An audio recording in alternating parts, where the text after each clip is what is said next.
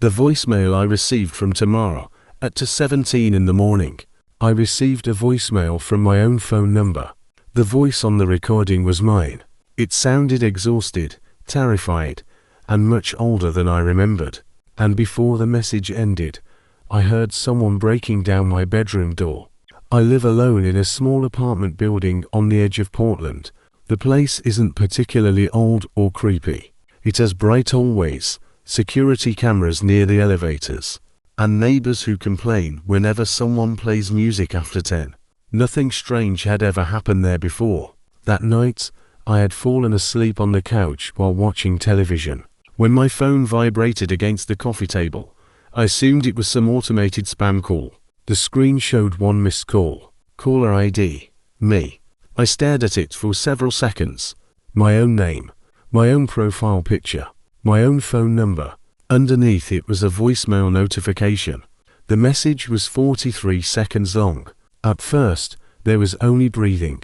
Then my voice whispered, "Listen carefully. You don't have much time." I sat upright. The recording continued. "Do not look through the peephole. Do not answer the door. Turn off every light and go into the bedroom." There was a loud scraping noise in the background, like furniture being dragged across a floor. My recorded voice began speaking faster. At 2:24, someone will knock 3 times. It will sound like Mrs. Palmer from downstairs. She will say there's a water leak. She's not Mrs. Palmer. I checked the time. 2:21 a.m.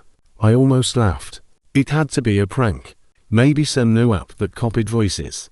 Maybe someone had spoofed my number. Then the voice on the message said something that made my stomach tighten. "The kitchen window is unlocked. I know you think it's locked, but check it." I looked toward the dark kitchen. Earlier that evening, I had opened the window while cooking. I remembered closing it, but I wasn't completely sure I had locked it. I walked over. The latch was open. A cold draft moved the curtain. I locked it immediately. The voicemail continued. "When the knocking starts, take the chair from your desk and place it under the bedroom door handle. Do not make any noise. Whatever you hear in the hallway, stay silent." The recording became distorted. For a moment, another voice seemed to overlap mine. A low, wet whisper. Then my voice returned. "If you hear me calling from outside the bedroom, don't answer." That's how it learns your voice. The message ended with 3 violent impacts. Something cracked. My recorded voice screamed, "It's inside," then silence. I stood frozen in my kitchen. The clock changed to 2:24. 3 knocks came from my front door. Not loud, not aggressive, just 3 calm taps. I didn't move. A woman spoke from the hallway. "Daniel, it's Mrs.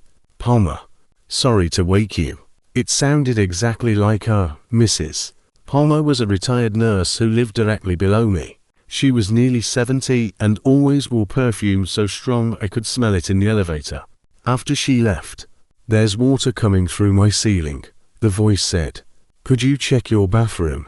I slowly backed away from the door. "Daniel." The handle moved slightly. "Are you awake?" I remembered the voicemail.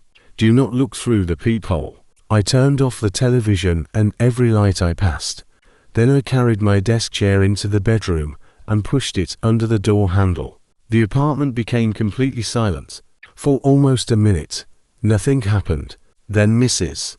Palmer knocked again. "Daniel, please." "It's getting worse." Her voice sounded farther away now, like she was speaking from the end of a long tunnel. I sat on the floor beside my bed, holding my phone. The front door handle rattled, once, twice. Then I heard a soft click. The front door opened. I know I had locked it. Slow footsteps entered my apartment. The floorboards near the entrance creaked. A voice whispered, "Daniel." It was no longer Mrs. Palmer. It was my mother. My mother died 6 years ago. I covered my mouth to stop myself from making a sound. The footsteps moved through the living room. My mother's voice began humming the song she used to sing when I was sick as a child. It wasn't a famous song. She had invented it herself. No one else knew it. The footsteps stopped outside my bedroom. For several seconds, there was nothing but silence. Then someone knocked on the bedroom door 3 times. "Daniel," my mother said gently, "open the door." I squeezed my eyes shut. The chair beneath the handle trembled as something pressed down from the other side. "Sweetheart, I've missed you." The handle moved harder. The chair legs scraped against the floor. Then the voice changed. It became mine. "Daniel, don't listen to the voicemail." My eyes opened. My own voice continued from the hallway. "It's trying to trap you in there. You need to leave now." I looked at my phone. The screen lit up. A second voicemail had appeared. Again, it was from my own number. This one was 11 seconds long. I pressed play with the volume as low as possible. My voice whispered, "You made it to the bedroom. Good. It can't open the door unless you respond. Whatever happens, don't." The recording stopped. Outside the door, my voice said the rest of the sentence. "Say a word." I nearly dropped the phone. The thing in the hallway laughed. Not like a person laughing. It played several different laughs at once, my mother's, Mrs. Palmer's, mine, and voices I didn't recognize. Then it began throwing itself against the door. The first impact moved the chair several inches. The second cracked the frame. The third nearly forced the door open. I pushed against it with my entire body. My phone vibrated again. A text message appeared from my number. "You have to call yourself." I stared at the words. Another impact shook the door. The wood near the lock splintered. A second message arrived. "Call your number. Leave the warning." That was when I understood. The voicemail hadn't come from tomorrow. It came from me. From this exact moment. Somehow, I had already lived through this. Or maybe I was about to create the message that had saved me. I opened the voice recorder, but the phone displayed an error. "Recording unavailable during active call." The door shook again, so I called my own number. Instead of going to voicemail, someone answered. I heard the sound of my television in the background. Then a sleepy voice said, "Hello." It was me. Several minutes earlier. I spoke as quickly as I could.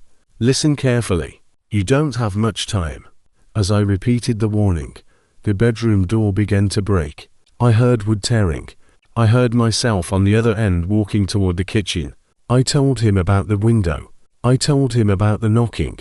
I told him not to trust the voices. Then the chair snapped. The door burst open. Something tall and pale crawled into the room.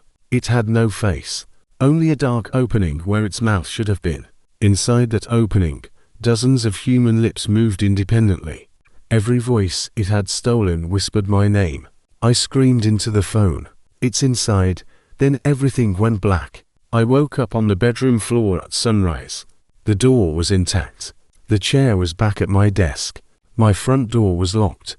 There were no footprints, no damage, and no sign that anyone had entered. I convinced myself it had been a nightmare caused by sleep paralysis. Until I checked my phone. Both voicemails were still there. So was the outgoing call to my own number. Duration: 43 seconds. I moved out that afternoon. I changed my phone number, deleted every recording, and never returned to the apartment. That was 3 months ago.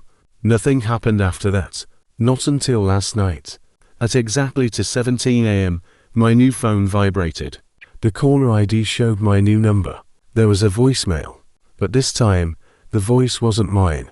It was a little girl whispering through tears. "Daniel, it followed you." Then another voice spoke behind her. My voice, calm, smiling.